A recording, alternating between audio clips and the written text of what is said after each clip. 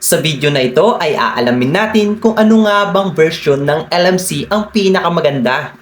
Ngayon, unahin muna natin ang original camera para malaman nyo ang purpose ng LMC 8.4. Ito ay ang R8 version. Sumunod ay ang R9 version.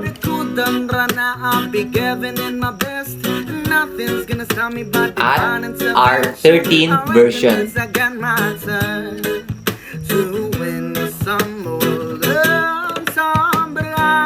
At R14 version.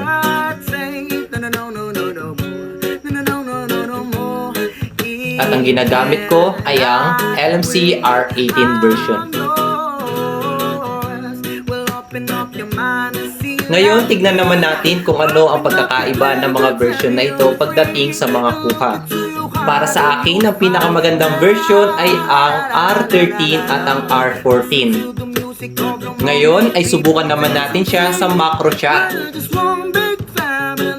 Subukan naman natin siya sa LMC version, sa R8 version, gamit ang iPhone 14 XML. Ngayon, R9 version at R13 version. Susundan naman ng R14 version. At ang huli ay ang R18 version.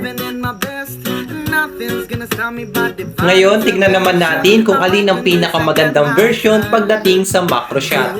Para sa akin, ang pinakamagandang version pagdating sa macro shot ay ang R8 at ang R14.